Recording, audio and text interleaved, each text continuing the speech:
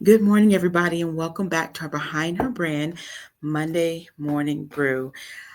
When I came on for this morning and I was thinking about what I wanted to talk about, I'm coming off of an incredible week last week. We had an amazing award event, 2-day conference right afterwards, and my heart is just so full.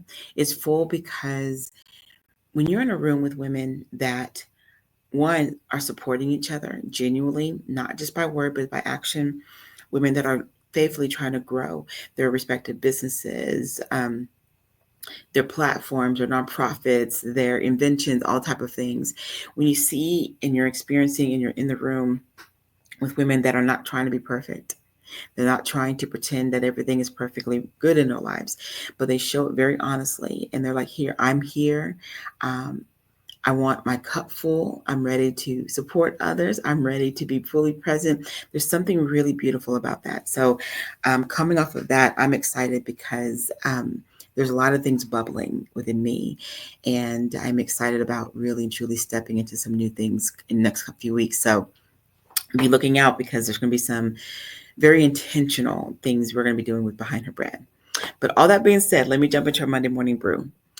One of the things that was on my heart the most that I wanted to share this morning was how important it is that we really own the choices that we make, that we own them. And let me share what I mean by that. When I think about just even the last few years of my life, and I think about the women I've been around the last 2 years of my life, I think about how our choices have really shaped the steps that we take.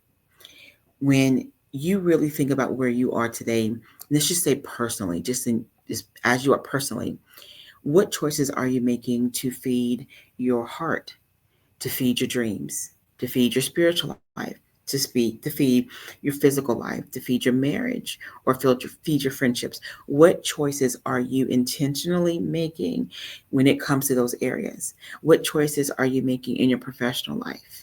What choices are you making when it comes to your business? The thing that I find so often is oftentimes we sometimes can just keep going. Like this weekend, one of the examples of the Energizer Bunny was used often, but we can just be going through life, going through the things, taking care of our tasks, knocking down our to-do list, doing all the different things, and not always stopping and looking at the choices that we're making in our life.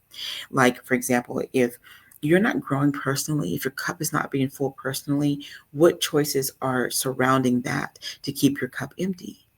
Are you choosing not to spend some time for yourself? Are you choosing to allow the day-to-day pressures of life to take away your opportunities to fill yourself up? If your business isn't growing the way that you wanted to grow, are you intentionally being around people that will actually push you, challenge you, and help you to grow?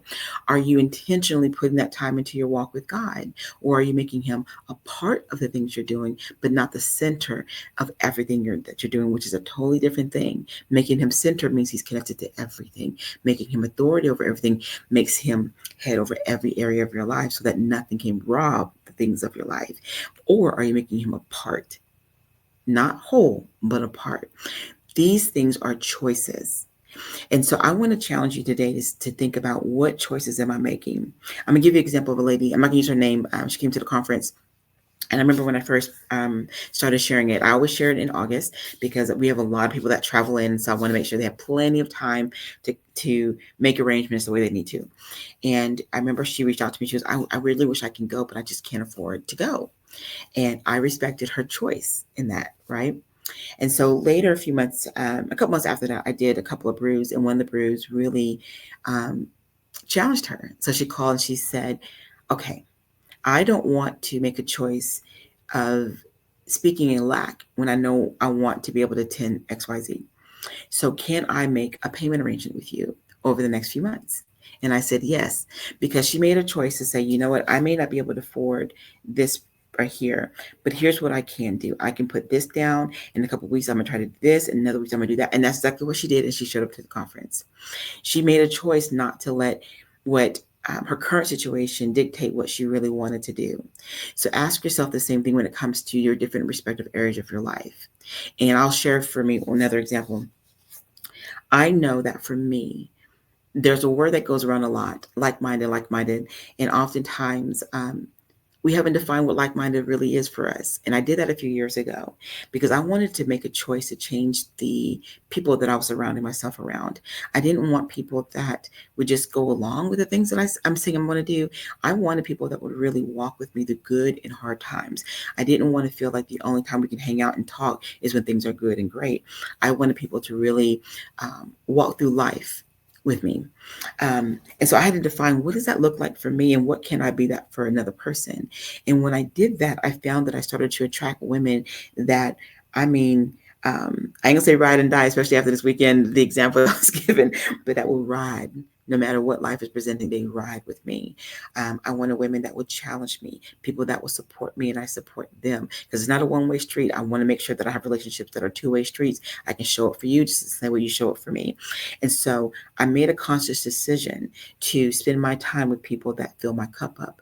I've recently made a conscious decision to really challenge myself, even in the space of what God has called me to build. Look at the choices that you're making and look at the results in your life. If you're not happy with where you are today, if you're not happy with the choices you're making today, challenge the choices that you're making. Challenge the people that you're around. Challenge where you're committing your time. Challenge where you're committing your focus, because these different areas can make all the difference in the world. All the difference in the world in how you grow. All the difference in the world in terms of how much you step into everything that you're doing. Because far too often, we allow not being uncomfortable to be our deterrent. We allow fear to be a deterrent. We allow finances to be a deterrent. We allow circumstances to say, well, you know what, this is going on, so I can't do the following different things. If I could ever share with people the things that we've been going through in my family just the last few years, by all accounts, if you looked at it on the outside, you would say, how can you do a Monday Morning Brew? Why are you still doing events? Why are you even doing anything? Because we've been under so much. But the thing is, we made a choice that we're still going to keep moving forward no matter what. And when we made that choice, the things that we needed to keep moving forward showed up for us in the ways that God intended. So everything relies with your choice. So today, as I close this, what choices are you making that are bettering the lives of yourself, your family, the dreams that God has given you to pursue and to do? Look at the communities that you're around. Are you around a community that will challenge you, that won't just say, okay, great, great, great, great? No, they'll say, you know what? Look at this. Let's challenge this right here. Are you around people that are going to speak life into you, speak truth into you? People that are going to be there no matter what's going on in your life. Okay. Are you going to choose to grow in your relationship with God? What does that look like? Look at the choices you're making. Okay. And I encourage you to do this frequently. Like, I believe in self check-ins, y'all. I really do, because it's so easy to get into a pattern of life. And sometimes that pattern of life isn't yielding the results that you are desiring in your life. And when you stop and think about, okay, where do I need to regroup? Where do I need to redirect? Where do I need to reroute? When you do that, you find the areas that you need to pause, regroup, recenter, and get back on track.